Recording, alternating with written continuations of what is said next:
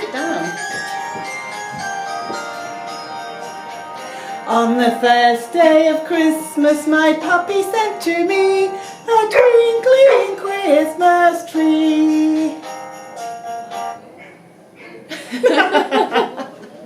Okay, so what we're going to talk about today is how to survive Christmas with your pet.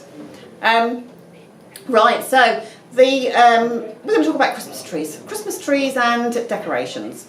So, well, are you having a real Christmas tree, or have you got a fake one? Never had a real Christmas tree. Okay. Always. I had one last year. We're going to talk about real Christmas trees. As we know, if you've got a real Christmas tree, your issue this year is going to be falling needles. Yeah. Make sure you water your Christmas tree so the pines don't come off. The needles don't come off. If they do, you need to sweep them up straight away. Needles, although they're not poisonous, they are a choke hazard. They're not digestible. They are mildly toxic. It depends on how big your dog is and how much it's going to consume. The tree oil is also can be quite toxic if they lick the tree. So it can cause tummy upsets. Can make them vomit and drool. Oh really? Yeah, and so we're going to talk about the water. Yes, so it is important to keep your tree alive if you're getting a real one through the Christmas period. However, the tree water can actually be poisonous to your dogs. Preservatives, pesticides, fertilisers, as well as other agents. I didn't actually realise, but aspirin is a common agent used to help keep your tree alive for longer. Can be very harmful to your dog if they do decide to drink it. So to be safe, we'd definitely say to use a covered water dish just to stop any thirsty dogs going in there and having a drink.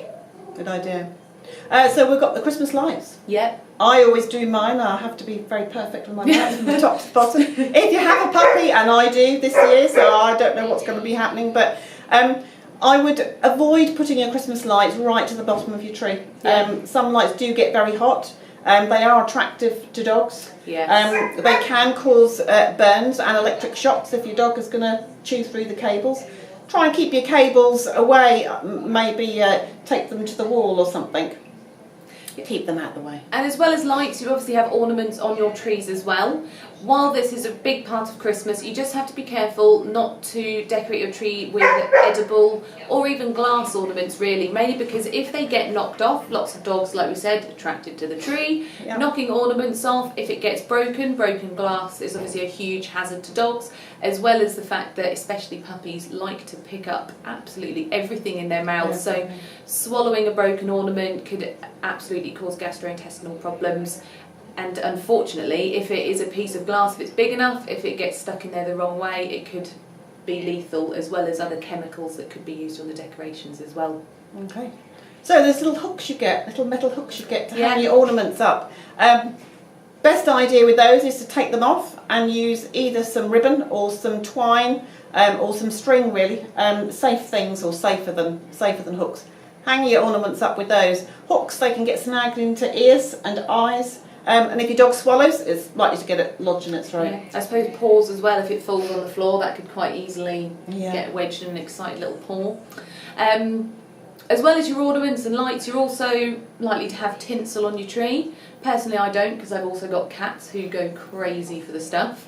But if you do decide to put tinsel on a tree, don't trim the bottom of the tree with it, where it's at easily reach of your dog.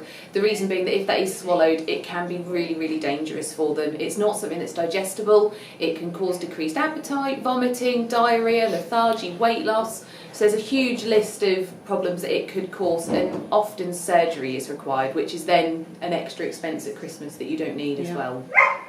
So you've got your Christmas tree all done, and then you've got your gifts and your prezzies all underneath. I would try and keep that area clear. Yeah. I know years and years ago when I was younger, one of my dogs ate a box of chocolates that was wrapped up under the tree. No. I would keep the bottom of your tree free of presents, chocolates, string, paper, discarded little bits and bobs, because dogs are scavengers and they'll go hunting and rooting around, so keep that area free. Absolutely, and they're all new items as well, aren't they? So it's going to be even more interesting for your dog. If you decide, like me, not to use a real Christmas tree and you're going to go for an artificial one, be extra vigilant with it, because if it's something, again, like me, that you use over and over again each year, the branches and the aluminium frame can break off, they can become quite brittle, and again, anything that's lying on the floor that's new, your dog is likely to put in its mouth. If it is swallowed, it can cause intestinal blockages and actually irritation as well for your dog. And on a quick note as well, some separate decorations that you might do. Some people do put up holly and mistletoe in their homes as well.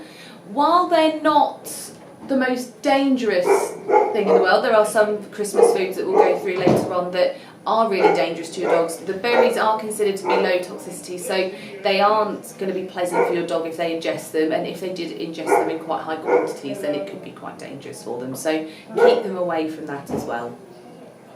Merry Christmas. Thank you for listening. See you next time.